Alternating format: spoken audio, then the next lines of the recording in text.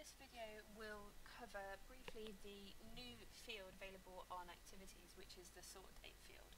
So if I'm just in an advanced find here, so if I go to the activities here, you may have noticed that there's a new field called sort date, and you'll also notice it on the actual individual activities.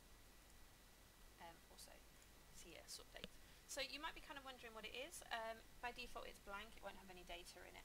So one of the kind of problems, and I've just drawn this up in Visio here, so one of the problems with activities is because you've got the separate activities like phone call, email, task, appointment, etc. All kind of roll up to the activity pointer entity. The activity pointer entity notoriously has only a certain set of fields available to it that are kind of common to activities. So for example, the date sent field, which is on an email, won't be actually included on the activity pointer because that's only specific to emails.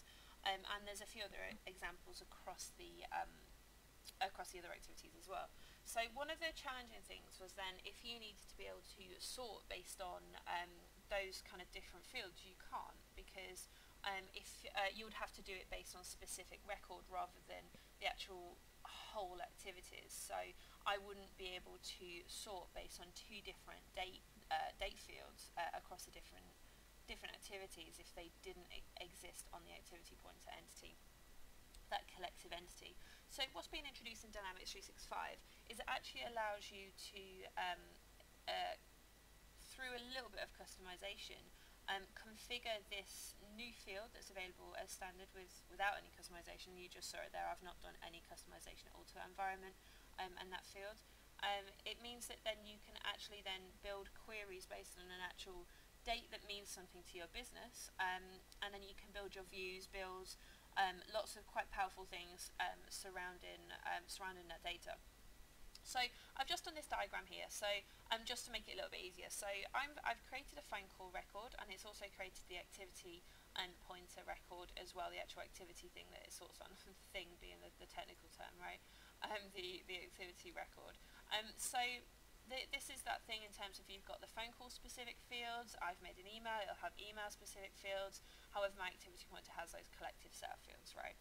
So what the sort date does is it basically does this. It means that I don't have to worry about this collective set of fields anymore. It means I can actually sort this. It's more kind of closer to that really. So I've got a scenario here just at the bottom. So I've got the requirement. So I want to be able to this imaginary business wants to be able to sort based on the email, the date sent in an email, and the created on in phone calls on one field. So I would need to then make a workflow perhaps, and I'm not saying this is a perfect kind of customization, but this is just an example because by default this sort date field that's available out of the box will be blank. So you do need to kind of give a little, when you introduce this you need to give some kind of consideration to previous data and so on, because this will be blank before you then set this customization up. So I would then make a workflow, for example, on the update of date sent of an email, populate the sort date field with the date sent data, and then on the phone call, on an update of created on, or on the create, for example, populate the sort date field. So basically what I'm doing in both the email and the phone call is I'm customizing I'm adding to the sort date field. So then I will be able to then filter based on activities here, the sort date field, which will literally be what we started on. So if I just go to advanced find here, I would then be able to go to the activities and then be able to go to sort date and then be able to then do all my queries based on this, knowing that that date has been populated based on specific data per activity type. So that's pretty much that functionality. This one's a little bit more complex than some of the others because you do have to make use of it, you do have to do some customization. It's not fully available out of the box, but it's only quite minor customization, and you can always add that customization in based on specific business need as well, which is why it's quite useful.